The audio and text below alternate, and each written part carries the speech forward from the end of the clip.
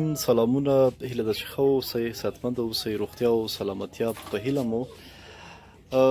په یو کلي کې یم چې تقریبا د ښاره لرې دی او دلته یو خورکۍ دوکانداري کوي. د دوی په اړه یو چا موږ ته ویلي و چې یو خور ده او دوکانداري کوي، داسې د دوی څه مشکلات دي. راغلي یو د دې خواته. خورکۍ نوم دی ناصره. ناصره، خورکۍ ته څو کلنه یې؟ نه پوهېږې؟ مکتب دې ویلی؟ اوس ځې مکتب ته؟ پلار چې د مړ شوي دوکان کې ته ناسته یې.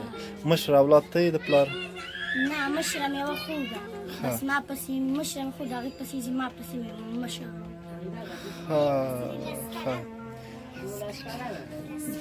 ښه، دا 10 کلنه ده. ښه. پلار د خورکۍ په څه شي وفات شو؟ مریض و بس، تیارې تو زیړی و بس، تو زیړی پسې بس، تو زیړی چې ختم شو بس بیا یې مریض و بس، بیا یې ډاکټرانو را رخصت کړی ته نه ښه کېږي. یعنې د هغې ته صحیح تداوي ونه شوه، بالاخره هغه وفات شو. څونه وخت کېږي چې پلار د وفات شوی؟ یو میاشت پرې کېږي بس، 40 مې دا پوره کېږي. 40 مې پوره کېږي. اوس د هغه کورنۍ مورکۍ ستا خواته بیا راځم خبرې کوم. یعنې د کور ټول سرپرستي تاسو در تر غاړې ده؟ یعنې مجبوره چې تل ته کار وکړې، دوکانداري وکړې. نن د څو روپۍ کار کړی؟ هماغه پیسې چې پرتې دي هماغه دی کار کړی؟ دلته دی. سخته ده خورې؟ د پلار نشتون خو سخت دی. تاسو خو په هغه وخت کې په حساب خوار شوي وو چې کله د پلار ځای په ځای پروت و، که نه مریض و. ښه، مورکۍ ته دې مخ پټ کړه. که دې مخ پټ کړه. دلته د دې ناصرې خورکۍ، ناصره د نوم که نه، د دې نیا راسره ده. دا ټول ستا خویندې ورونه دي؟ یو ورور مې او یو مشره مې خور مدرسې ته تللې او یو مثاله. ښه. دا د هماغې ورور چې وفات شوی د هغې یتیمان دي او ورسره د هغې مورکۍ ده. مورې ته ښه یې؟ صحت دې ښه دی؟ خوشحاله اوسئ. مورکۍ دا دوکان کې راغلی ده او دوکان کې را سره ناسته ده. نه غوښتل چې کور ته لاړ شو، ځکه کور به ګڼي، د خبرو لپاره به ښه ځایم دی. زوی دې څه ناروغ و مورې؟ ټول زیړې و، د پاکستان او د افغانستان دوا مې پرې خلاصه کړه. دا 40 ورځې وشوې چې وشوې. 40 ورځې وشوې. د هغې نه څو یتیمان پاتې دي مورې؟ 5 جنکۍ دي او 3 هلکان دي. د مور سره 9 کسان تاسو پاتې یاستئ او ذریعه هم فقط همدغه دوکان دی چې یعنې په دې دوکان کې چې پټی هم ګرو دی. پټی له چا سره ګرو دی مورې؟ کوټوال دی ولکې نور په څو روپۍ کې ګرو دی؟ لکه چې 50 چې شپېته دي کلدار یې په دې کې پټی ګرو دی. د دې ماشومانو مشکلات مورې څه شی دي؟ ماشومانو وروره نه غوا شته، نه یې سقې شته، نه یې پټې شته، نه یې د ګټې څوک شته. مشره دا ده او دغه زه یې منم. پوه شوې؟ که څوک خیرات راکړي دومره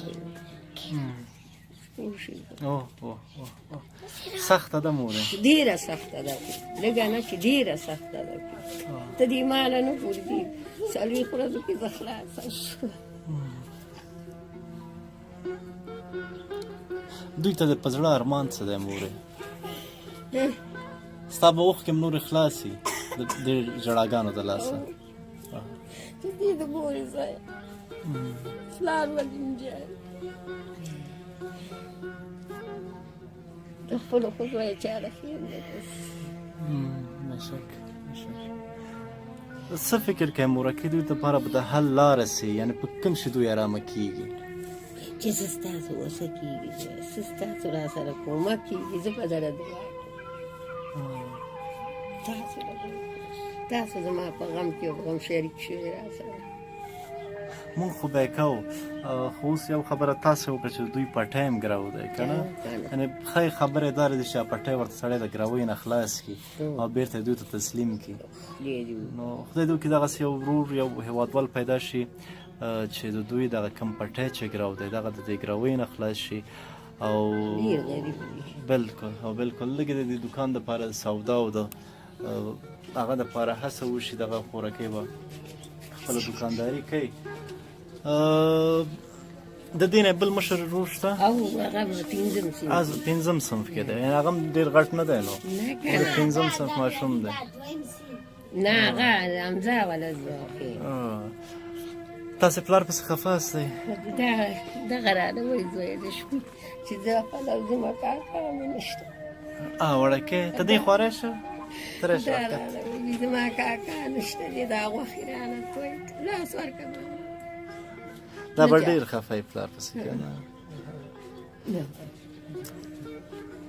په هر صورت مورکۍ موږ به خپله ټوله هڅه وکړو تر څو وشو کولی چې د دغې کورنۍ دپاره د دې یتیمانو دپاره یو دایمي کومک پیدا شي چې هغه میاشت په میاشت د دوی درد ته رسیدګي وکړي او خدای دې وکړي چې وتوانېږو د دوی کم پټی چې ګرو دی هغه پټی د ګروۍ نه راخلاص شي. هغه پیسې هم د څه شي دپاره راغستې وې د ګروۍ پیسې؟ دا همدې لکه نه اړین شو زوی د وړو تیارم هم نو دا د پلار په ژوندون یې ګرو؟ دا مې په ژوندون یې راغوستې او نور مې دغه کړي دي خلاص شو دوس هم خلاص شو نه کام خلاص شو خراب دی مرض زوی چا به ویل انډیا ویسئ چا به ویل پاکستان دی ویسئ او خپل هم په دغه حالت کې چې امسا ګرځي. توکل په خدای. موږ یو څه اندازه مورکۍ سودا تاسو ته راوړې د کور دپاره، هغه به تاسو ته وسپارو د ارشاد ساحل ور مرسته ده او په راتلونکي کې هڅه کوو چې میاشت په میاشت موږ وشو کولی تر څو بری شو او دغې فامیل دپاره یو څه اندازه کومک د دایم لپاره پیدا کړو.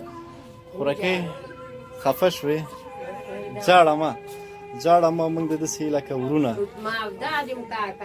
موږ د هم کاکاګانې هم د ورونه یې دغه د وړکل ته ولاړ دی دا داسې دی لکه ستا ماما زه داسې یم لکه که ورور راته وایې که کاکا راته وایې نو زړه مه خفه کوه خورکۍ او خدای به خپل رحم وکړي. موږ به خپل هغه ټوله هڅه کوو چې موږ وشو کله خورکۍ تا آرامه کړو او تا درد ته دې رسیدګي وکړو نو نور هغه ډاډ نشته، هغه الفاظ نشته چې زه وشم کولی تا ته د زړه ډاډ درکړم.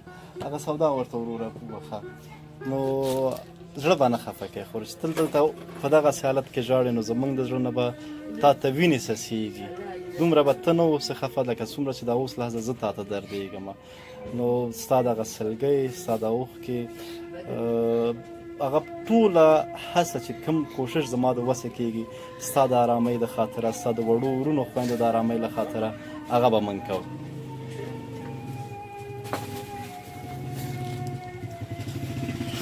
نو خورکۍ هیله مې ده چې خفه نه اوسې، نه سلګۍ ووهې نه خفه اوسې. د ارامي د غواړم خورکۍ، ارامي د غواړم او د زړه سکون درته غواړم. دا هم د ارشاد ساحل ورور مرسته ده چې مختلف خوراکي مواد دي د دې فامیل لپاره. مورکۍ هغه چا چې دا مرسته کړې هغوی ته دعاوې کوه الله دې ورسره ودان او بعد نور دې ماله خدای ورکړه چې موږ سره مرسته او هڅه به کوو چې بله میاشته بیا راشو او دغه یتیمان دغه ګلالي ماشومان ته نه پرېنږدو. خورکۍ ته هم خفه مه اوسه، صحیح ده؟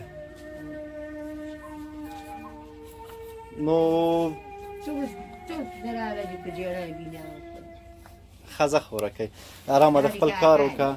نو زموږ داسې لکه خور غوندې نو تاسې خفه مه اوسئ چې کله تاسې خفه اوسئ نو موږ هم در سره خفه کېږو. مورکۍ دا ته ارامه کړه. زموږ ګوره زه درته یو خبره وکړم خو چې ته خفه یې دغه نور واړه ورونه خویندې د هم خفه کېږي، د هغې له خاطره خفه مه اوسه. هغه هلته خفه دی دلته خفه مورې موږ به لاړ شو موږ چې څونه دلته اوسو دوی خفه کېږي، صحیح ده؟ نه غواړو ستاسې دا زخم ستاسې تازه کړو دا ستاسې دا ماشومان په ژړا وکړو او موږ خورکۍ هره میاشت درته راځو. هغه که هر رقم سختترین حالت مي نو موږ هره میاشت درته انشاءالله چې راځو. خدای په امان مورې، خدای په امان، خوشحاله اوس، خدای په امان.